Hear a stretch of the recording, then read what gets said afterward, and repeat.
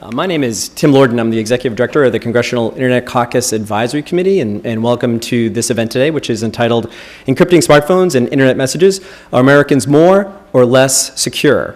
This event is hosted in conjunction with the Congressional Internet Caucus and its co-chairs. On the House side, it's Congressman Bob Goodlatte and Congresswoman Anna Eshoo. On the Senate side, our co-chairs for the Congressional Internet Caucus are Senator John Thune and Senator Patrick Leahy. Since it's Throwback Thursday, I should mention the last time we did this issue, literally encryption, was September of 1999, and I was here for it. Some of the folks in the room have been too. And this issue has come a long way. Back then, it wasn't as, encryption was very esoteric. People had no idea what encryption meant in the general public. But today, we have these devices that have encryption built into them for privacy reasons and security reasons. I even have a watch that has some level of encryption, I think. These devices are everywhere. It's more relevant to Americans and consumers than it was back in 1999. And the issue is back. So we wanted to start having a public conversation about this issue, and we're glad that folks have joined us today, and we have a great panel of speakers. I'm going to hand it over to Tal Kopin in just a second. Just a little bit of housekeeping. The Twitter hashtag is CryptoConvo if you want to tweet. And our Twitter account is on this page, and as is the Twitter information for most of the panelists as well. So Tal Kopin is a cybersecurity reporter for Politico, and she's been covering these issues, and she's awesome. And we want to just hand it over to Tal. Thanks, Tim, and thanks so much to the Net Caucus and its sponsors for having us. Just a plug for myself, if you don't subscribe to my morning newsletter, Morning Cybersecurity, you should check it out. We have a wonderful panel with us today. To my left is David Bitcower, the Deputy Assistant Attorney General of the Criminal Division from the Department of Justice. Sitting next to him is Jen Ellis, the Senior Director of Community and Public Affairs for Rapid7, who once told me that title is a bit limiting. She's sort of a jack of all trades over there. Amy Stepanovich is the Senior Policy Counsel over at Access, and Heather West is in Public Policy at Cloudflare. So we'll get started. As Tim mentioned, and he mentioned this to me as well in prepping for the panel, that their last event on this was in 1999, and for a long time we sort of referred to the crypto wars as a thing of the past. So I wanted to start off with sort of each of you. Why do you think we're having this conversation again? Why are we in a sort of new crypto war era? David? Thank you, Tal, and I want to start by thanking the Congressional Internet Caucus for hosting this. As I think folks have heard from a variety of different organs of the government up to the president, this is an extremely important conversation for us and one we definitely want to be having, and we want to make sure that the community at large understands where the government is coming from, what our perspectives are, and what we actually want to balance, and that is to understand that when I hear of something like crypto war, we don't see this as a war. The government is not at war with cryptography. It is not at war with encryption. We value strong encryption. The government is a strong supporter of encryption in nearly every context, and that's not the perspective we're bringing to this. The reason we're here, I think, is because we've seen changes in the way crime is committed and changes in the way crime has to be solved and prevented over the last few decades, and that is a trend that has been increasing, and the implications of that trend have been changing. So if I can take a second, I'd say, as someone who's been a prosecutor my entire career, I can tell you that access to electronic evidence is essential to ensuring public safety and national security in effectively every context. And so you think about it in computer crime cases, certainly, but access to electronic evidence is essential in child pornography cases. It's essential in white-collar fraud cases. It's essential in public corruption cases. It's essential in gang cases. And so I can give you examples across that spectrum, but there are cases where the evidence that we use to identify a perpetrator, prevent a crime, make sure somebody is held accountable for crime they've committed and victims are protected, and a jury can be convinced, is going to be in electronic form, whether it's text messages, emails, stored videos, or wiretapping of live communications. And when we approach the question of how can the government invade privacy and get access to that evidence, there has been a centuries-long conversation in this country about the appropriate balance between the right to privacy in your communications and in your stored information, and on the other hand, the need for society in appropriate circumstances to have access to that evidence and the information that's necessary to enforce the laws and to solve crimes and keep people safe. And generally speaking, that balance has wound up in the area where if an individual has what's called a reasonable expectation of privacy, law enforcement can go to a court, demonstrate probable cause that there will be evidence or fruits of a crime in a certain place, and get a warrant, and that will authorize you to get that information. That standard has been applied across a wide variety of technologies, a wide variety of contexts. You see the Supreme Court grappling with these issues and ruling in some circumstances where a warrant wasn't previously required, now a warrant should be required. And you see this sort of developing through that conversation. What we're seeing now, and I think why we're here today again in 2015, is the advent of not just encryption, but the change in sort of the advent of widespread commercially available encryption across mainstream consumer devices threatens to change that balance. In fact, not just change that balance, it threatens to make that balance, that careful calibration of a balance of power, utterly irrelevant, in the sense that government can still assemble probable cause that evidence is in a certain place and is needed to identify a criminal or solve a crime, still go to a court, get a warrant, but that warrant effectively is no better than a piece of paper because the information cannot be accessed without the permission of the ultimate end user or end possessor. And that's the threat we're worried about. That is the unilateral change that technology can bring about that can render irrelevant the complicated and long-standing constitutional balance that we've reached over the number of years. So again, it's not a question of encryption is bad. Quite the contrary. Government is a primary consumer of strong encryption. We support it not just for our own purpose, but obviously the commerce interests of America obviously are strongly intertwined with that. The privacy interests of Americans are strongly dependent on strong encryption. And so it is not at all a conflict between a technology and a principle, right? You can't have a conflict between a technology and a principle. You have a conflict between two principles. So one principle that we are espousing, that law enforcement believes strongly in, is in certain circumstances, there needs to be an ability for those who are in charge with protecting public safety to access certain information. And that is irreconcilable with a different principle, which is it should always be up to the person who has the information whether someone else can access it.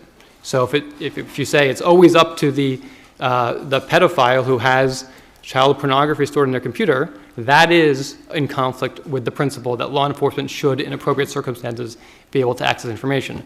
But there's not a conflict between the use of encryption or the security of data and law enforcement access. So what we want to do is, and the reason you'll see the government out there in these various contexts, is to have a conversation about how to balance those principles of data security, public safety, national security, privacy, in a way that makes sense, but not to have any impression that we are somehow at odds with folks who want to keep their information secure. To the contrary, we have common cause with them. I have to push that one. So I think, yeah, from a law enforcement point of view, I think the reason we're having the conversation again is that technology isn't everything we do. And that's not going to diminish, it's going to increase. So I can see the angle from that point of view. I think the other reason we're having the debate is that from a security point of view, we haven't yet managed to find a way to talk about security in really simple terms and help people really understand what the implications are. There's still like an awareness issue, an education issue, whereby if you ask most people in the security community who've been around for a while, they'll share with you that they have a certain amount of frustration over having these conversations again and again and again. And it's not just in crypto, it's in every area. We continue to tell people the same thing again, and we continue to see the same issues come up over and over again, the same kinds of attacks come up over and over again, the same kind of issues in technology come up again. And we're not necessarily learning the lessons from the past effectively and moving forward to rise to meet new challenges. We're still dwelling on the old challenges because we haven't solved them yet. So I think a big part of it is about awareness and understanding and communication. And really trying to help people understand why, yeah, law enforcement is really important. And we can't overlook that. It's incredibly important that we find a solution that works for law enforcement. But we have to understand the technology, and we have to understand what we're really talking about here. We have to understand what security means and what the implications of undermining it are. And so I think that's really why we're still having the same conversation, is we've not effectively achieved that yet.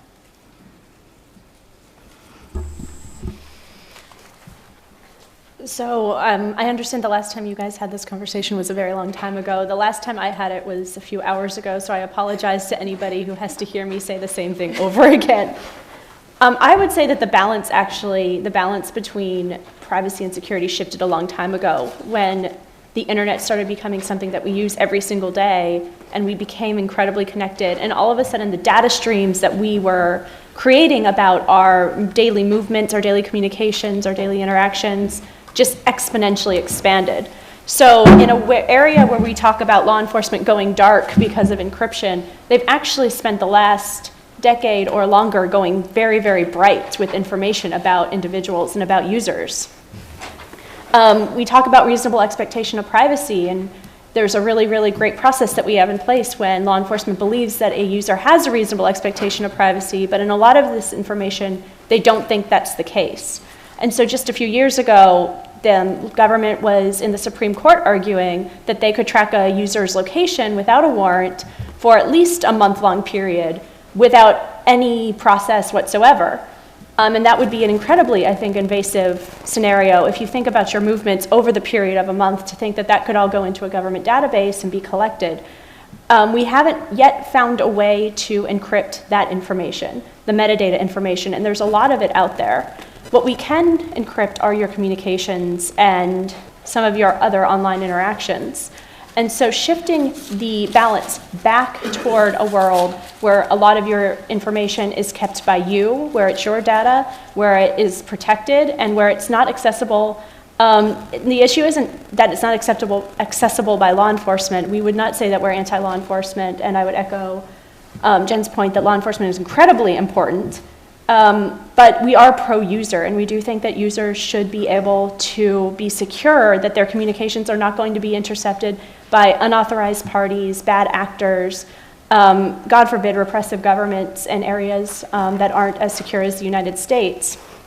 And I think specifically, actually, this conversation that we're having today and the idea that we're talking about the crypto wars again stemmed from not encryption and not revisiting Kalia, which I think we're going to talk about a little bit later, but a revelation, one of the Snowden revelations that came about a year and a half, 2 years ago, that the NSA was undermining encryption standards produced by the National Institute for Standards and Technologies. So not that they were requesting backdoors, not that they were looking for vulnerabilities, but the very foundation of all encryption across the internet, as established by a previously believed to be very independent, very trustworthy US government agency, was being undermined in order to increase the surveillance capabilities of other entities within the US government. So why I bring this up is because there are a lot of other avenues that the government has found available to them outside of mandating less secure, more vulnerable technologies for all of you to use in your daily interactions, outside of making you more vulnerable in order to get access to the information that they believe that they need to conduct their investigations. So I'll leave that vulnerabilities are vulnerabilities, and I know we're going to get into that a little later, but whether it's a front door or a back door or any door into a system or a network or a piece of technology, it's a door that not only one party can walk through, but any bad actor who can find a way to figure out where that is can go through and can get access to your information. Thanks. This is a tough crowd to follow because I think that David, Jen, and Amy did a good job of talking through all of this. At Cloudflare, we have a fairly philosophical approach to encryption. We think encryption is good. We think that securing our users' data and the websites that transit our network is good. And we consider encryption to be one of the many tools that we can use to help keep our customers secure and make sure that the internet broadly is secure. And because we think of it as a tool, we tend to think of it as something that we can either make stronger or make weaker. And in some of these debates, suggestions have been made that we think would make encryption weaker, that would make the internet weaker. And specifically, we work very closely with law enforcement to make sure that they have the information they need from us. But we also have to balance the tools that we give our users because law enforcement is not the only people that might be after their information. We need to use that strong encryption to make sure that people, in these repressive governments that Amy, or under these repressive governments that Amy mentioned, have the ability to look at websites, and maybe their government doesn't know what they're looking at. And that's, I think, a net win for free speech. That's a net win for democracy. Amy also mentioned the idea of law enforcement going dark versus this golden age of surveillance that some people have talked about. And I actually wanted to mention there's a fantastic article that at this point I think is 4 or 5 years old by Peter Swire and Kanisa Ahmed that kind of picks apart some of the arguments on both sides of that and has a thoughtful discussion. If I recall correctly, I don't think they came up with a genius solution. I think if anyone had come up with a perfect solution, we wouldn't be here discussing this.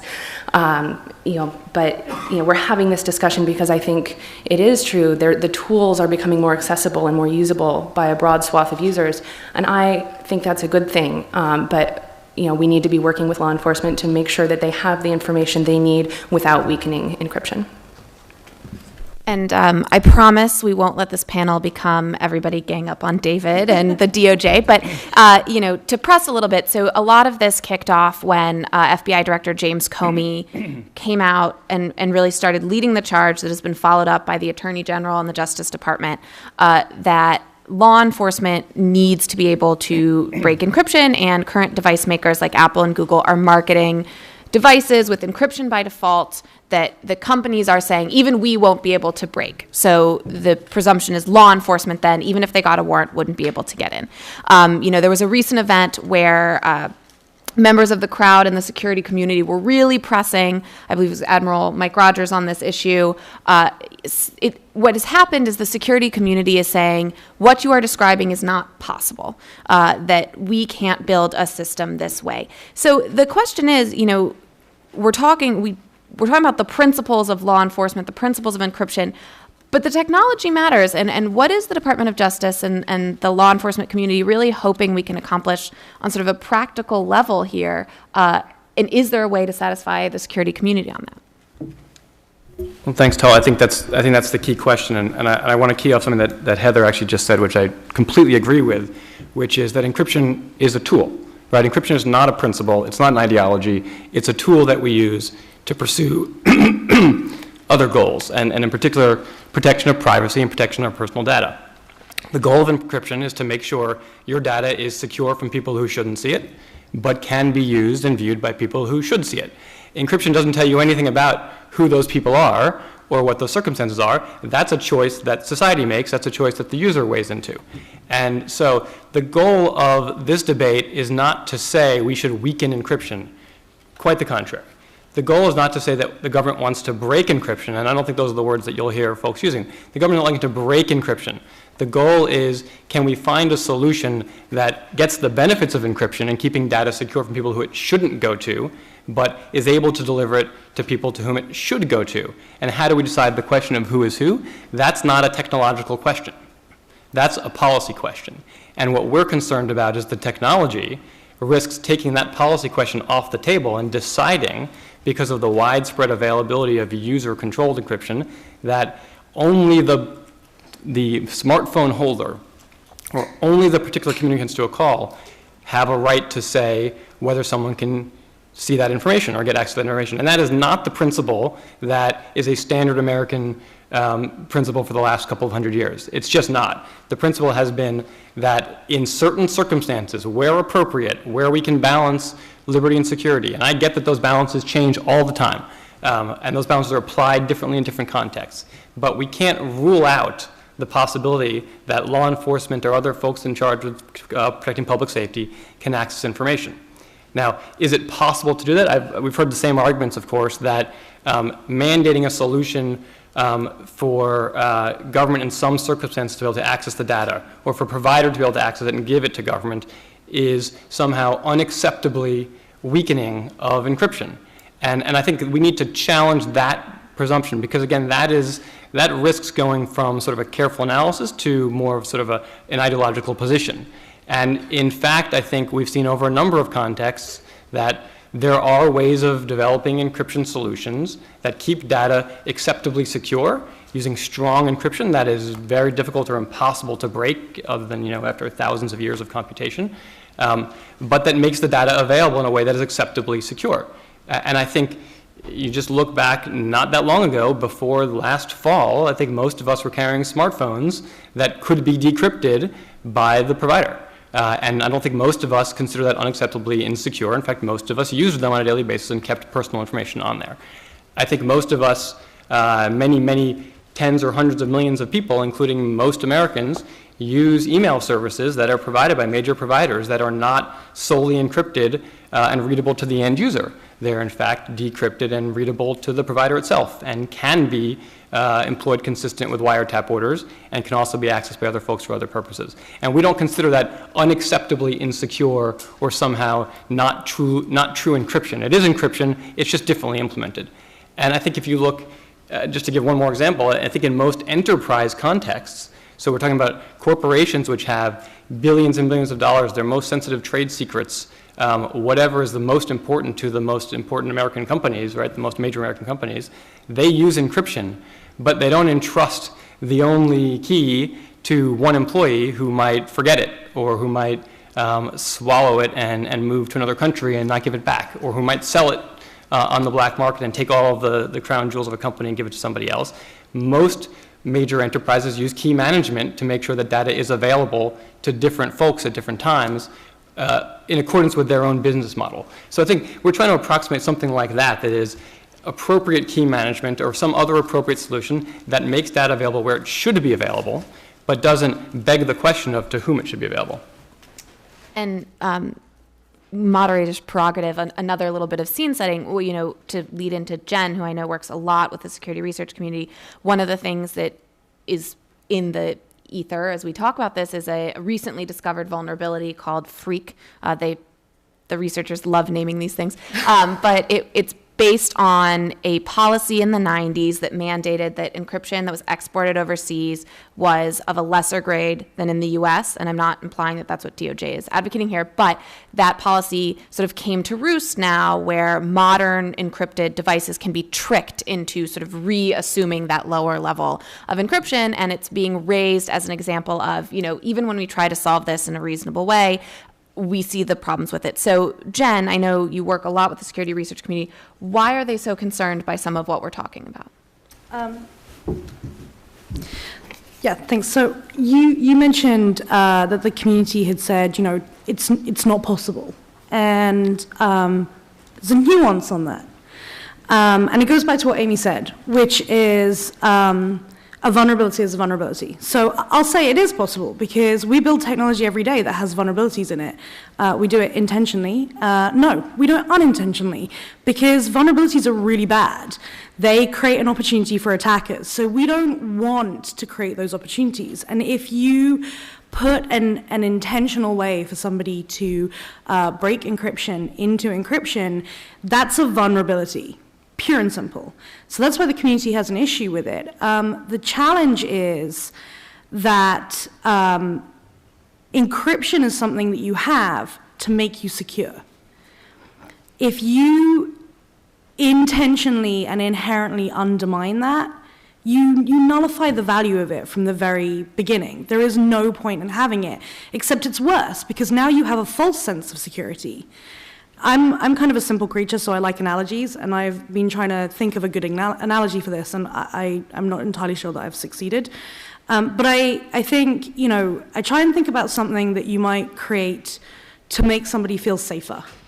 So let's say that tomorrow we developed this amazing new form of body armor, head-to-toe body armor.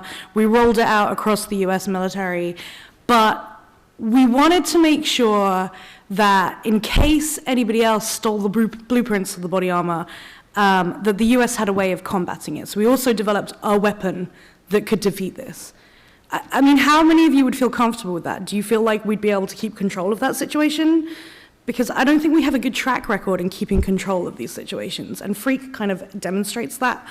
we have a problem that, actually, we have a problem with gun control. So that kind of highlights the fact that when you create a means of attack, that means of attack will be used by others. That will always happen. It will always propagate. And right now, the reason that security, is such a hot topic, and that I think a lot of people care about it, is because we're not really winning the fight. At the moment, the attackers have a huge amount of opportunity. There's a booming cybercrime economy, and we've created a massive attack surface. And the goal of encryption is to address some of that. The goal of encryption is to actually diminish that attack surface, to make it much harder for people to attack us. And if we intrinsically build in a door, to Amy's point, a door is a door. It really doesn't matter where that door is. Once you have that door, people are going to walk through it. And yeah, I understand. Sometimes you give people, like your neighbors, a set of keys to your house, but you make the choice on that. You don't go out one day and come back and find that the government broke down your door. And if you do, that's typically a concern. And so, if your neighbor decided to hand out keys to your house, you'd be like, hang on a second, what just happened to me? So I think, it is down to our choice who we give access to the information to. And as I said before, I do think that there needs to be a way that we can work with law enforcement. I do think that law enforcement priorities are important. But I don't think that undermining a system that we've built to make ourselves more secure is the way to do it. And Amy, what about David's point that this is a policy question, that it's a question of who and how. I know your organization fights for privacy on a broad spectrum. So how does this debate sort of play into that question? Sure. So we talked a little bit about balance. Actually, balance is a word that I've come over many years to really hate, because balance is typically trotted out as a means to say you all should give up a lot of your rights so we can have a lot more power over you. I don't necessarily think that that's a really great situation to be in. I don't know if I want to trust it to other people and to other actors to determine what an acceptable level of security should be. If I believe that when I use a specific technology or a specific tool, that it operates at a specific level of security, and I'm making a choice to use that tool based on that, it shouldn't necessarily be the case that it is not as secure as I think it is, because somebody has made a policy decision that I've never heard of before to build in a weakness or a vulnerability into that allows potentially, or in theory, only one party or only one company to get access to that information, but could also open it up to other people and to other parties to gain access. And in other contexts in the US government, we talk a lot about how cybercrime is really on the rise, that people are now more vulnerable, that people's information is more vulnerable, that you should take actions, that you should protect your data, because data breaches are going up, and photo breaches, your iPhone is being hacked and all of your photos are being taken. Your information is really insecure, actually, if you look at it from an umbrella perspective. And now we're talking about going into that, and instead of mandating that you have the strongest encryption available, the strongest protection available, I actually agree that encryption is a tool, and I think that we've discussed recently, should we mandate encryption? I actually think that's a step backward. You shouldn't mandate encryption, because there's going to be something that comes next that's even better and even more secure and even more robust and can protect your information to a higher degree. But right now we have encryption, and that's really one of the best things that we have. And I think that we should be able to deploy the strongest encryption available, because even with that encryption, it's going to be wrong. As we've said, you can't necessarily make encryption perfect. And I'm not a technologist. I don't have a technology background. But people who do, and who are much smarter than I am on the tools and the technology that are available out there, have told me over and over again, we can't get it right. We can't get it right when we're trying to get it right. When we want to build encryption without vulnerabilities, we can't necessarily make it happen. So what happens when you're trying to build encryption with vulnerabilities? It actually is a huge step backward, I think.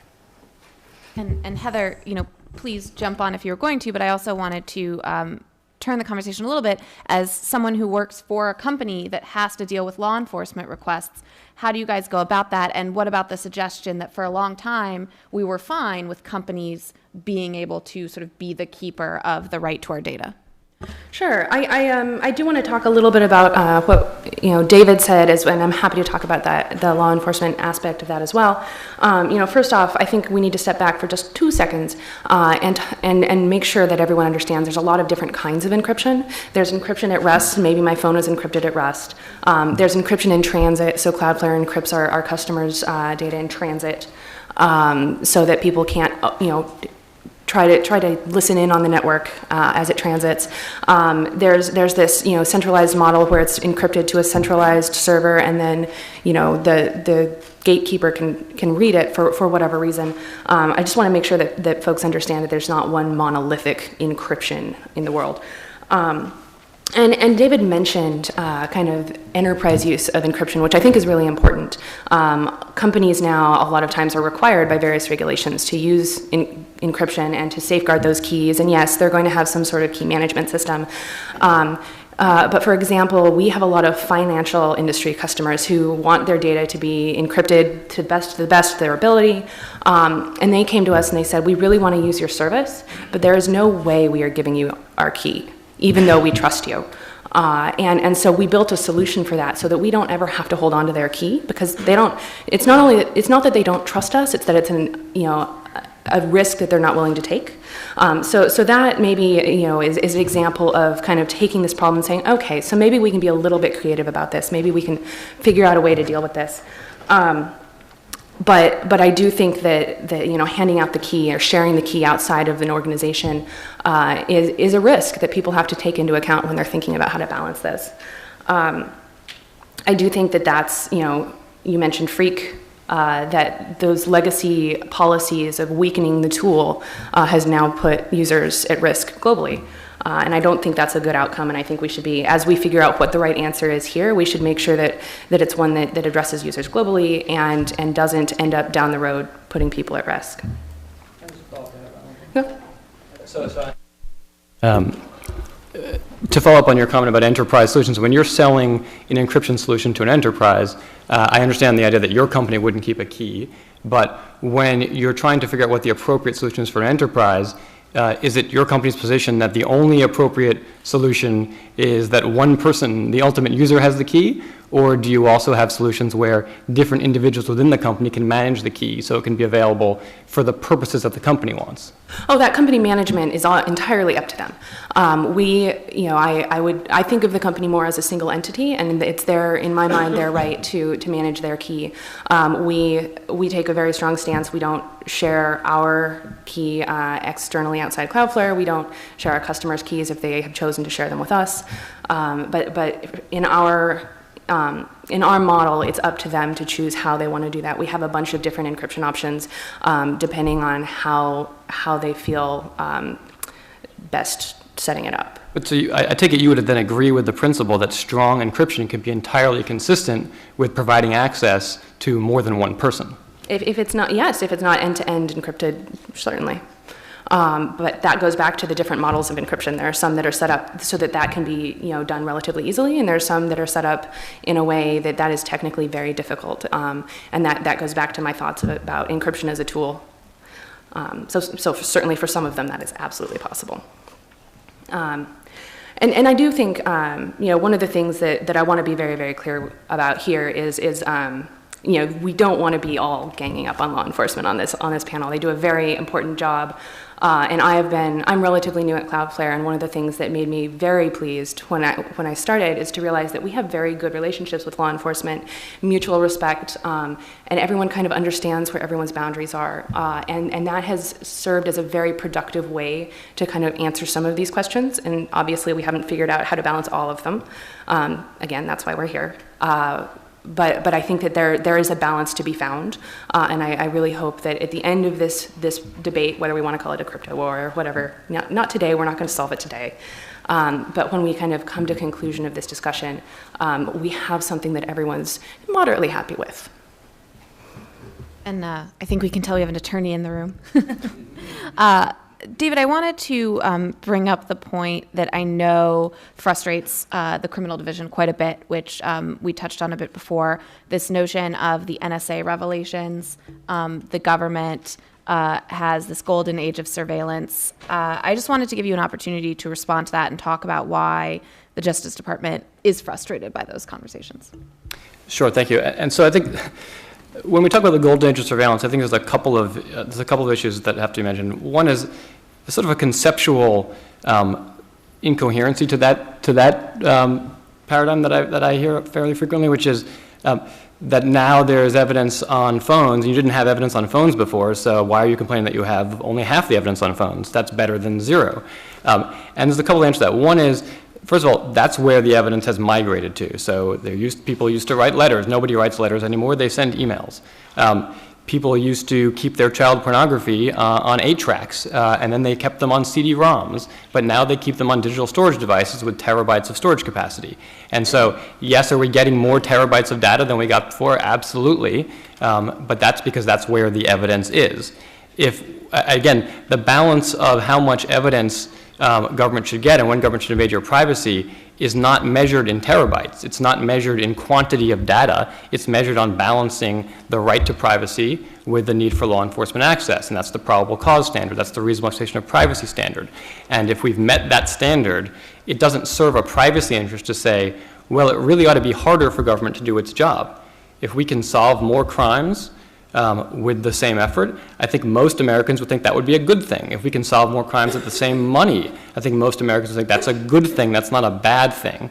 The point is that we should be respecting the balance of privacy that we've set through the laws and through our courts and making sure we're respecting that balance, but then doing our best to solve crimes.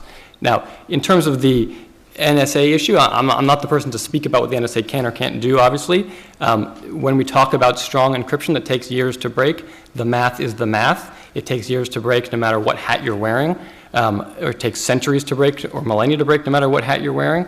But this is not a case where it only affects intelligence equities, obviously, right? Digital evidence, as I said at the very beginning, is strewn throughout the cases we see. So there were roughly 2,000 child pornography cases at the federal level last year alone. 2,000 prosecutions of people keeping child pornography. There was about 200 where people were producing child pornography at the federal level alone. I'm not even talking about states and locals. So this is an everyday issue where if we allow the technology to determine that only one person can choose whether there is access, that's inconsistent with what we're telling people about strong encryption in the commercial context, but it also would have tremendous effects on the average law enforcement investigation. So 20 years ago, maybe it was the smartest criminals who knew how to use encryption and keep their stuff secure. When we roll encryption out in widespread consumer available devices, it's now we're at your average criminal. Soon we're going to have any criminal with the right kind of smartphone, any criminal who knows which text messaging service to use will have the abilities of what only the smartest criminal had before. And so now it's the sheriff of Mayberry who's trying to catch up with that. And they're not going to be using classified surveillance tools or what have you. They're going to be stuck serving a search warrant to decrypt to search a laptop computer, which they have probable cause has child pornography, which searching, there's probable cause to believe this will protect a victim, perhaps even rescue a victim, and it just can't be done because the technology has made that choice for us. So again, no one is mandating or suggesting we should mandate weakening of encryption. No one is suggesting any particular solution at all at this point. What we're saying is, let's have a conversation about whether it's a good idea to let the technology make the choice or whether it's a good idea to have society make the choice. And we have to recognize the dangers of putting forth broadly available to every individual user, whether they're law-abiding or not law-abiding, whether they mean to help us or to harm us, to give them the complete control and to say government, society at large has absolutely no role in that conversation. If your employee said, I will not work for your company unless I have complete control over all the data in this company and no one else can have a key to it, my guess is they wouldn't be your employee for very long. And when we talk about this as a society, again, no one unit of society should be able to make that call for the rest of the country. Amy, I'm going to kick it over to you. So yeah, I think, first of all, there's an important distinction to be made here. There is a lot of evidence that has shifted digitally, that existed before in a non-digital context and has shifted. But a lot of the information that is generated is brand new. We didn't used to be able to go out to a cell phone tower and get tons of location information about individuals. If you wanted to know where somebody was from day to day, you put an officer on them and you had them watched day to day to day. And it's not a matter of getting this information at the same cost or more information. It's a matter of like exponential decreases in the cost of surveillance. There's a fantastic paper that was published by Kevin Bankston and Ashkan Soltani, who's now the chief technologist at the FTC, on the cost of surveillance and how we are now able to get so much information about individuals for pennies, if not even cheaper than pennies. So we have this ever decreasing ability to get large amounts of information. Encryption and protected data streams actually typically take it out of a world where you can monitor a wire and get a lot of information and pool it in a bulk or mass scenario and make it that you have to target an individual and go after one person or one party, and not necessarily that you can get massive streams of data. So it does kind of start to shift that back to a more expensive, less bulk model. And I think that's also important to point out, that we're not saying we should shut off all access. There are many, I started with this, there are many, many different ways that law enforcement finds access to individuals' information. One of them is going to the carriers. Oftentimes, I mean, if you're communicating with somebody, there are two parties to that communication, so it's not that one person only has the information, there is another party to go to. Much of the information is backed up to the cloud, so even if it's on your encrypted device, you can go to the cloud and the provider still has access to that information. We've had hard drive encryption on computers for a very long time. We're now just seeing it on cell phones. But back in 2013, I mean, if we're talking about going dark and the problem of going dark, the wiretap report from 2013 showed that there were only 9 instances, 9 times when encryption prevented law enforcement access to content. And so of all of the cases in 2013 where a wiretap was sought, encryption only interrupted that process in 9 cases, and we have no details about it, but presumably it didn't interrupt the investigation and make the investigation impossible. It may have made it a little more difficult, and law enforcement may have had to find a different way around that encryption.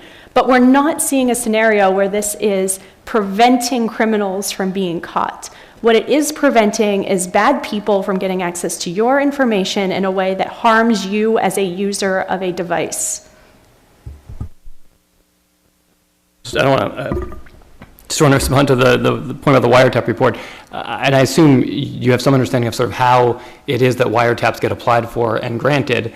The way a wiretap application works is agents collect evidence in an investigation that a certain communication device is being used in furtherance of criminal activity. They write it up in an affidavit along with other evidence in the case to demonstrate to a judge that there's probable cause that that device is being used, and we want to be able to get access to that evidence to solve the crime.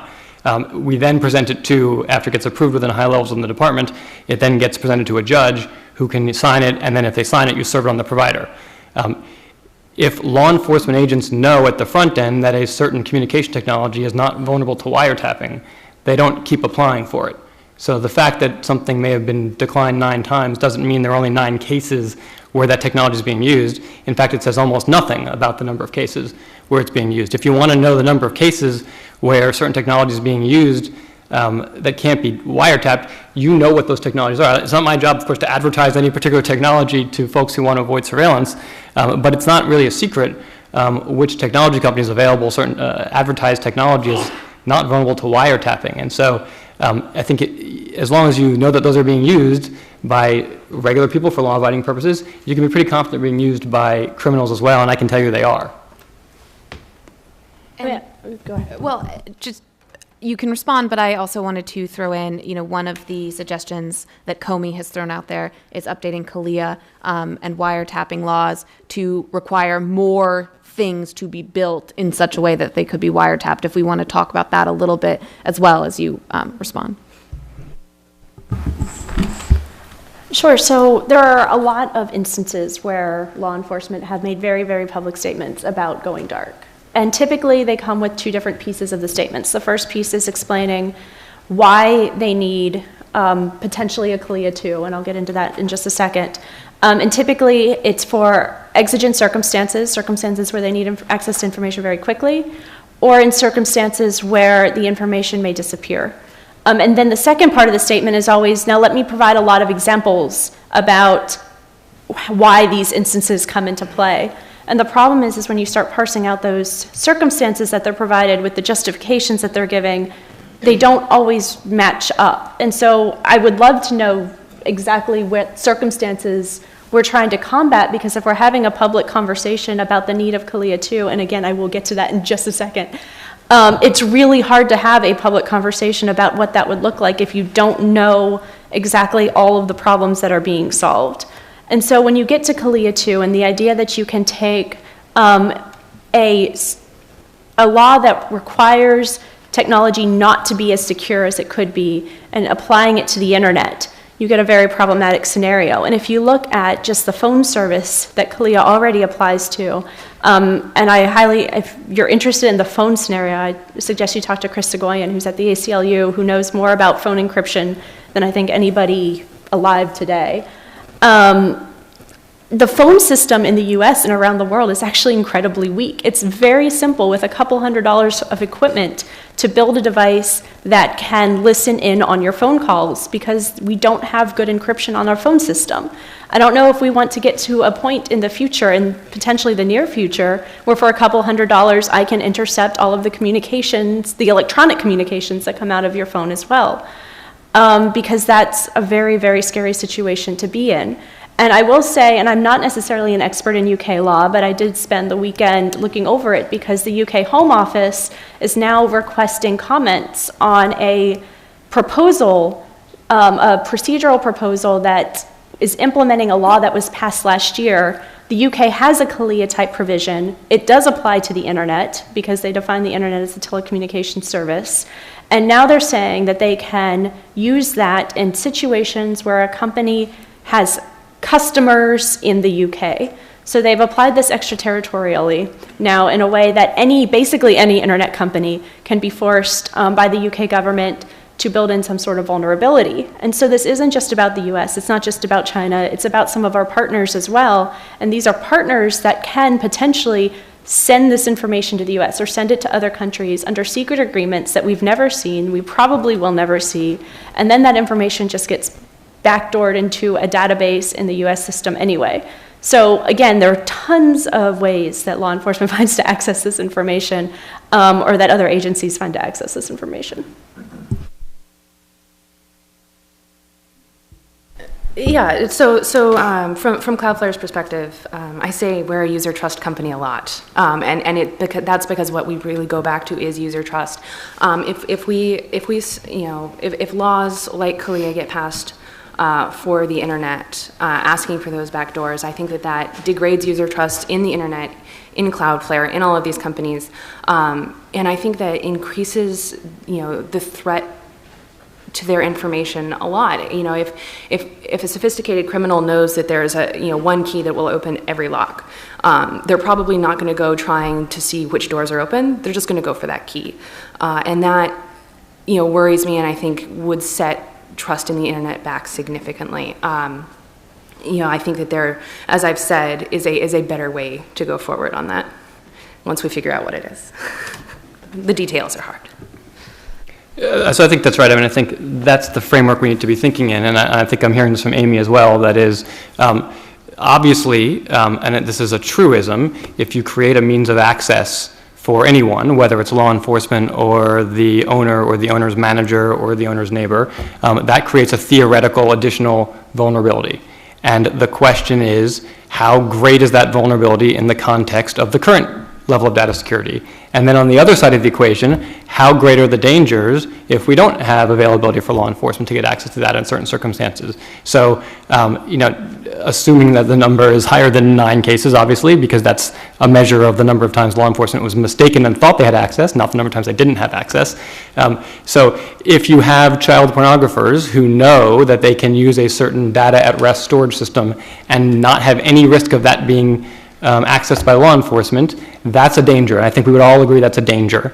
If we have a communication service that can't be penetrated, and this is what the president said in California a couple weeks ago, where you know there's a terrorist plot afoot, and you know that these two people are communicating, but you don't know what they're saying, and you can't penetrate it, that's a problem. And if you're arguing that law enforcement shouldn't have access, or that access should be entirely up to the user, you need to own that. And you need to recognize that there's trade-offs.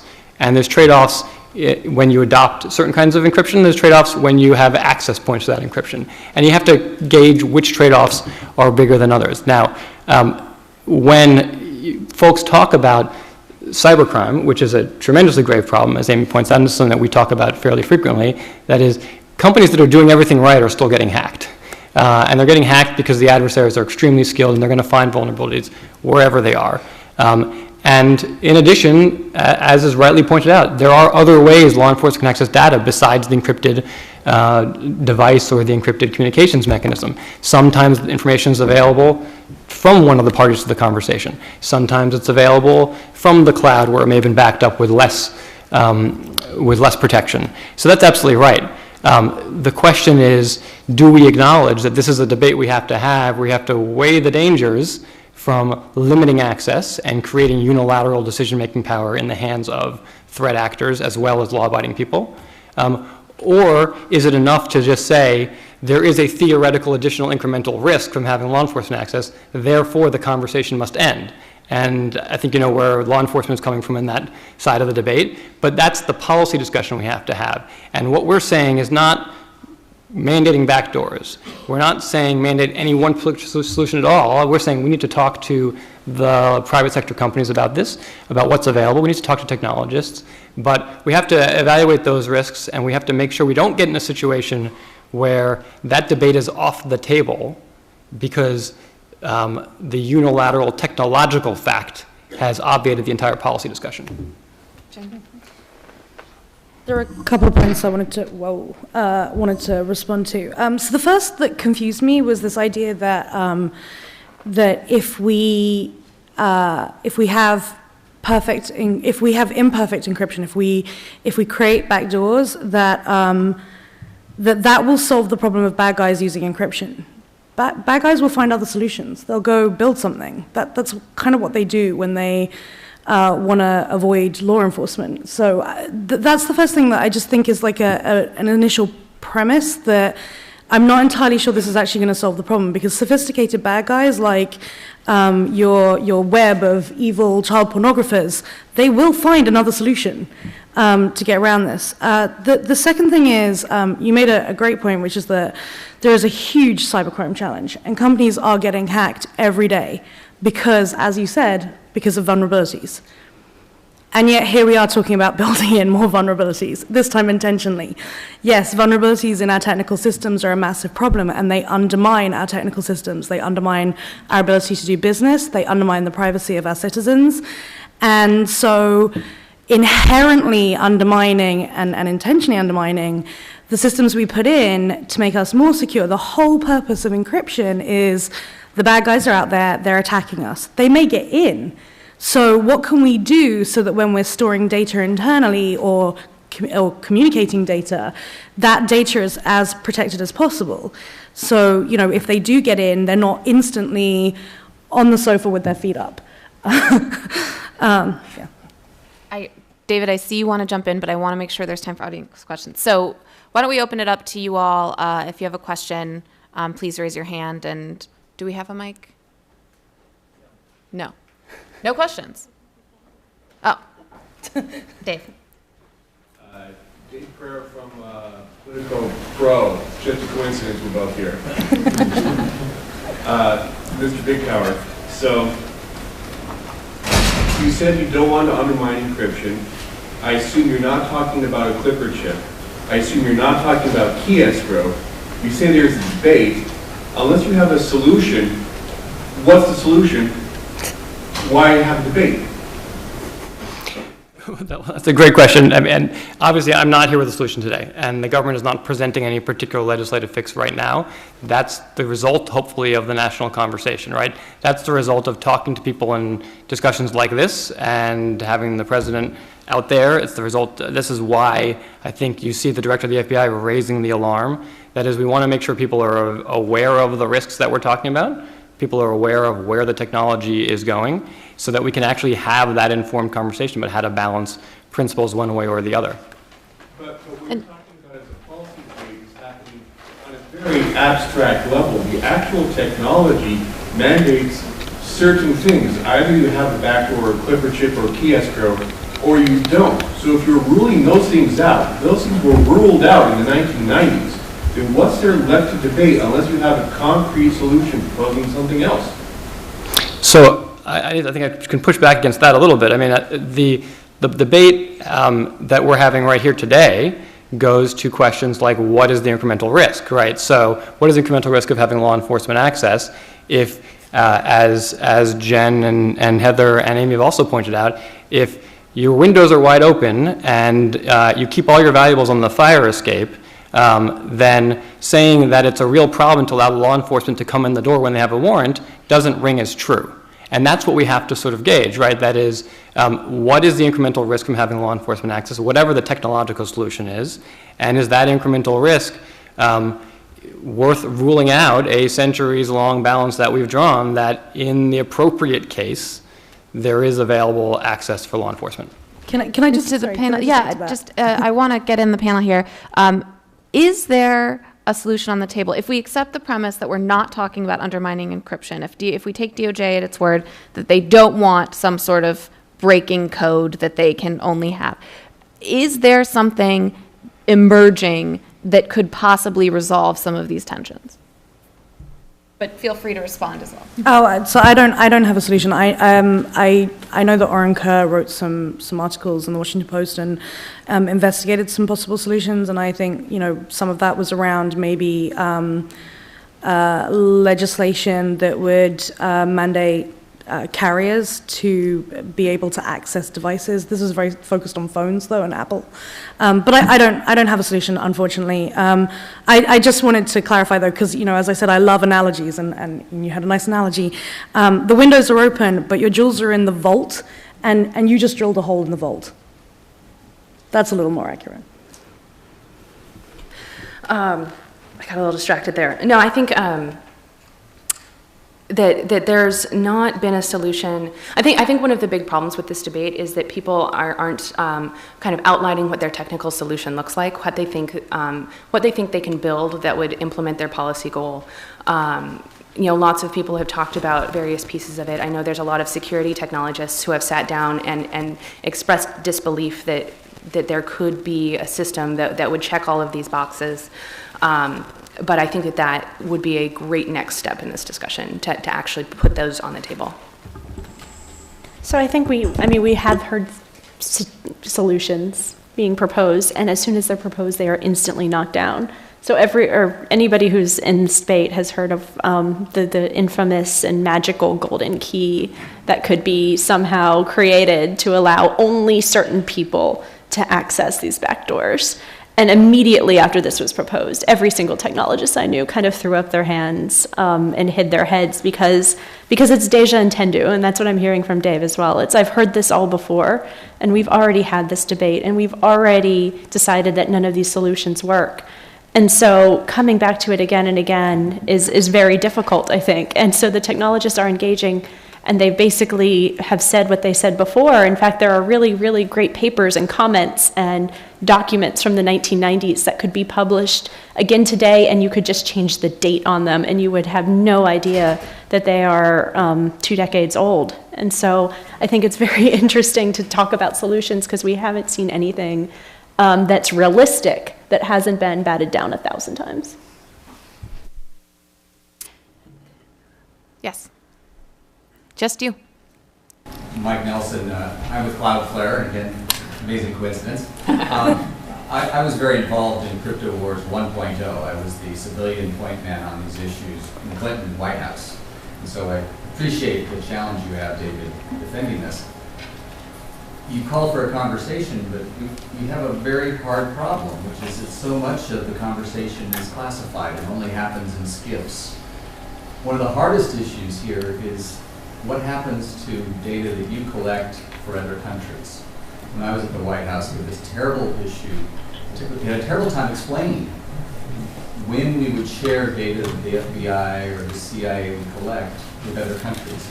Can we even have a discussion about this? Because those countries don't want us talking about what we're giving them.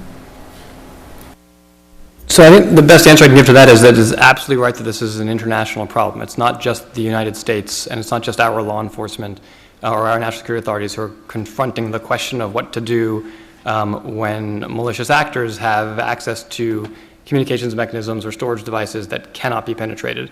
And I think you're absolutely right that the solution to that is going to have to be an international one because, again, this is not a struggle between the government and American companies. I think our interests are largely aligned in what we're trying to accomplish. But this is a question of how do we make sure we have some means of preserving the principle that we agree on, that data should be accessed, without taking it off the table because of a perceived technological issue. So I obviously I'm not going to be able to answer the sort of initial underlying premise of your question one way or the other, but I think the insight is correct, which is that this is not an American government problem. This is also a problem the British government has talked about, and we're going to see other countries talking about it more and more as we go on. And what about earlier Amy's point that it is hard for anyone not in DOJ to really argue about some of these issues because they don't have the full picture of sort of what you guys are up to, which I understand you can't start passing out open investigation files, but I mean, is there a way to get over that information gap that we're also grappling with? Right, that's a great point. That's a great question. It was a good point that Amy raised. That is, there are two pieces to this. One is the discussion about principles and what those principles are, and the second is how do we implement those principles, right? And if I was confident we had agreement on the principles, then I'd say let's move into the second piece right away. But I'm not confident we're there yet because when we articulate a principle like the one I've been trying to espouse throughout today's panel, you get pushback not of the kind that it is good for criminals to have access to data that can't be penetrated. No one's going to say that. We're all citizens of the same country. We all have the same fears. But the pushback is a fact-based one, which is to say your principle is impossible. Your principle cannot be squared with data security, period. And I don't think that's a fair premise for this discussion. I think we have to acknowledge that there are trade-offs on both sides of it, and those principles are not mutually inconsistent, but we have to find a way to balance them, and we cannot allow one of them to trump the other. So when you talk about how do we say what we're up against, it's not complex in that if you're a child pornographer who is not a cryptography expert and you can access strong encryption that can't be cracked by anyone other than yourself, obviously you're going to migrate to that. Obviously, if you are a violent gang that's trying to communicate about various activities related to your criminal activity, and you know that if you use one text messaging service, it can't be wiretapped, but if you know another can, it doesn't take a tremendous amount of sophistication. So the alarm bells we're sounding are not that this is a new theoretical problem. It's an old theoretical problem. It's an old real problem. The alarm bells that you're hearing sounded is law enforcement saying, this is becoming extremely common and extremely widespread, and in fact, that's not being disputed. In fact, what we're hearing, I think, from other folks in the debate is that it should be widespread. Everybody should have access to it. But you can't say that and say at the same time, it's not a problem, convince me it's a problem, because the entire premise of the discussion is everybody has access to it and more people should have access to it. And with the law-abiding folk, go the criminals. And so let's start with that principle discussion first, and then once we have an agreement about how to think about the trade-offs, then I think we'll be in a better position to move on to how to implement that. Please. I mean, I would say that those two things can coexist because we can have widespread access to encryption and to protected communications. We have had pointed out that if all technologies have vulnerabilities, that criminals will often not even use them anyway. They'll just build their own. So what we're talking about is making the people in this room more secure, not necessarily making the bad guys more able to be caught. But because there are ways, and there will always be ways, to go after bad guys in a very targeted situation, and whether or not that is putting a wiretap on a phone, or compromising the device, which we know people do, or stealing a SIM card and manipulating it, and then having a lot of people put it into their phones, there are other ways around encryption. They're just not going to be able to be used on a bulk or a mass or a widespread scenario. They're going to have to be used in a more targeted instance. And also, there are not only, and this is specifically getting to content, because we still have, from a security standpoint, this huge problem of the metadata, and it's a problem that we haven't been able to solve. And so we can't protect that necessarily yet. And that is open to law enforcement, and oftentimes law enforcement feels like they can get at that without any sort of scenario or probable cause or process anyway. And so that is, I think, the biggest gap that we need to address. So I think that's, You have 30 seconds. I think that's conceptually wrong. That it's not a case of we identify a bad guy, how do we go after them and throw everything at them? So I'll just give you one example of a case that's relatively recent. You have a case that came out of Miami in federal court just a couple of months ago. I think the conviction was at the end of December, where an individual who was a long-haul trucker kidnapped his girlfriend, imprisoned her within the truck, and drove her from state to state, physically abusing her and sexually assaulting her. And at some point, when he stopped, she was able to escape from the truck, alert law enforcement, and seek to press charges against him for sexual assault and kidnapping. His defense, unsurprisingly, was, this was my girlfriend, we engaged in consensual sex, and her account was, no, this was not consensual. Now it so happens that the individual, while engaged in sexual assault, chose to video it on his smartphone and took an 18 or 20-minute video of the sexual assaults taking place. Law enforcement was able to get a warrant, access that video, and the video revealed quite plainly and in very disturbing fashion that this was non-consensual, this was sexual assault, and was able to be played for the jury. The gentleman was convicted. And that's not a case where we would say, great, let's put more surveillance on him. Let's go look at the metadata. That's not going to solve that question. At the end of the day, the information that established the truth that mattered to take a dangerous person off the street and protect public safety was on a device. And if we couldn't decrypt that device, if we couldn't access that information, there's a harm to public safety. And so the folks who are arguing that we can't have law enforcement access have to own that problem. They have to say, we understand that. We understand that there are going to be cases which law enforcement cannot solve, and they're bread and butter cases. These are the cases the local police are trying to do, that law enforcement are trying to do, thousands per year. And we're okay with that risk, because even though the stuff's flying out the windows and it's on the fire escape, making that lock even remotely possibly openable by law enforcement is unacceptable. And that's the position which I think is very difficult, but that's the position that I think you'd have to take in order to say law enforcement shouldn't have access. And I know there are responses, and we could continue this conversation for quite some time, and I'm sure all the panelists would be happy to with you afterwards, but I am getting the hook. So we have to thank our panel and thank all of you for being here, and thank the Net Caucus for what I thought was a really wonderful discussion.